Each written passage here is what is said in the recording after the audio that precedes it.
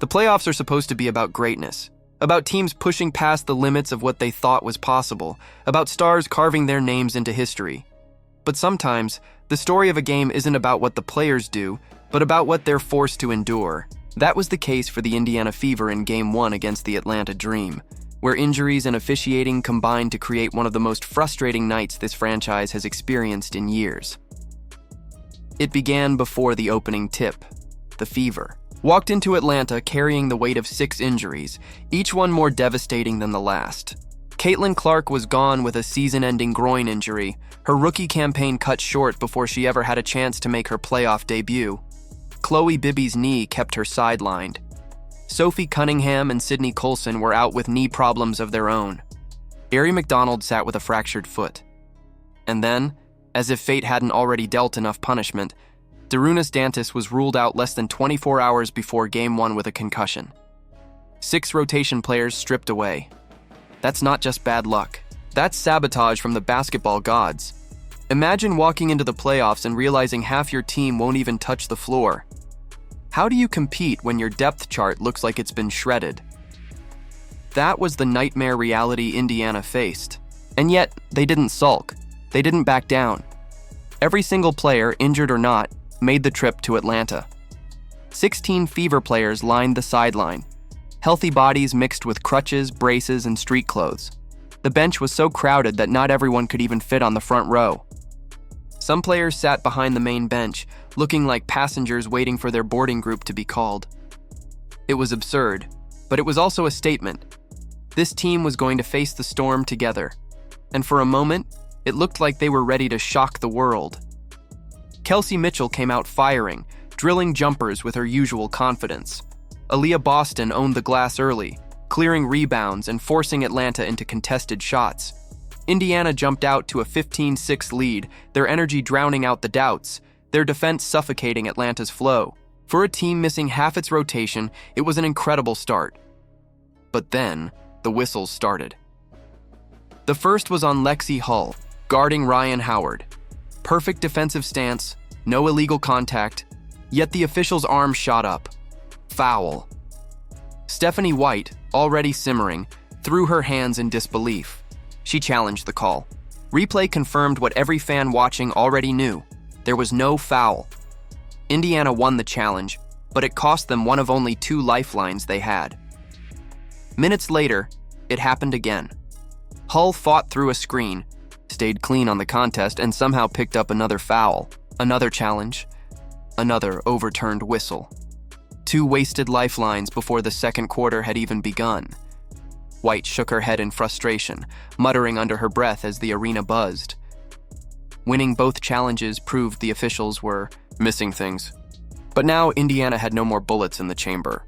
Every whistle from that point forward would stand, no matter how wrong it looked, and wrong they looked. Ryan Howard stumbled on her own. Whistle. Foul on Indiana. Kelsey Mitchell brushed a hip. Whistle.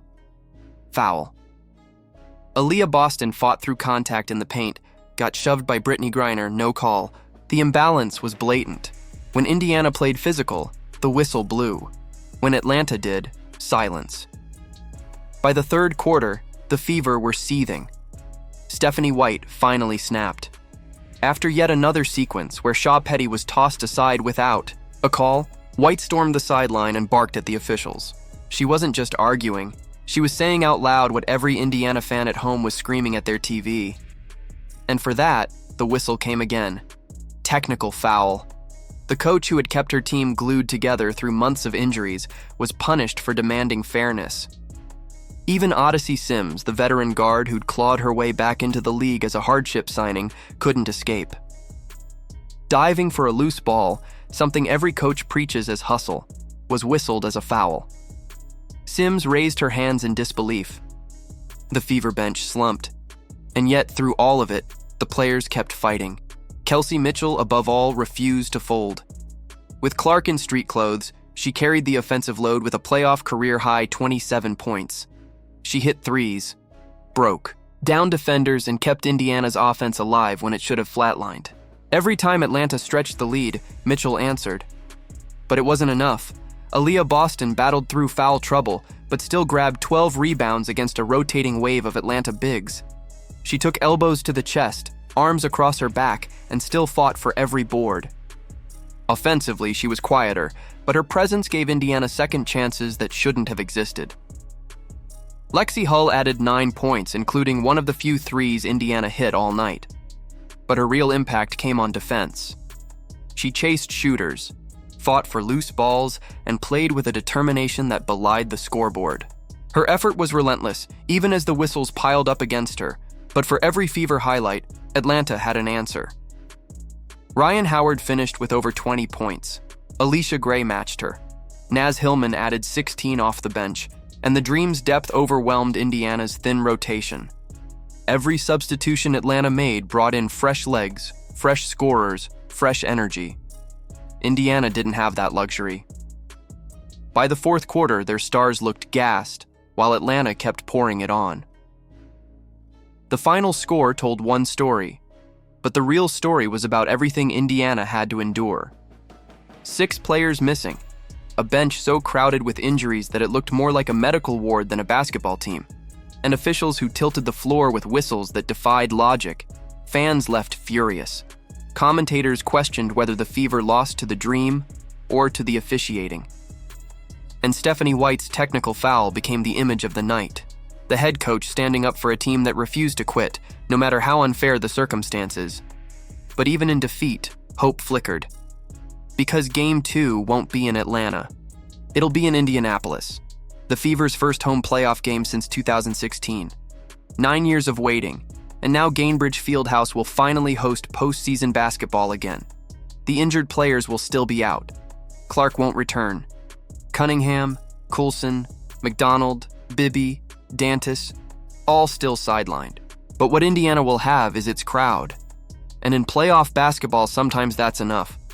17,000 fans packed into Gainbridge, ready to shake the building with every bucket, every stop, every controversial whistle.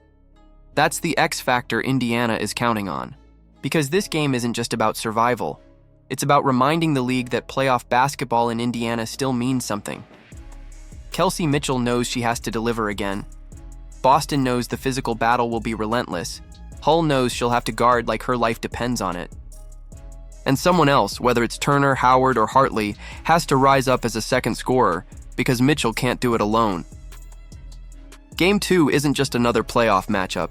It's a test of resilience, a statement about identity, and a chance for the Fever to prove they can take the hardest punches this season has thrown and still stand tall. So now the question is simple. Will Indiana fold under the weight of injuries and bad whistles, or will they rise in front of their home crowd and force a Game 3? The answer comes in Gainbridge Fieldhouse, and every fan in Indiana has a role to play. Do you think the Fever were robbed by the refs in Game 1? Drop your thoughts in the comments, and if you believe this team still has fight left in them, show your support. Like this video, subscribe to the channel, and turn on notifications so you don't miss a moment of this playoff battle. Indiana has waited 9 years for this stage, and now it's here. Click the video on your screen, and we'll see you in the next one.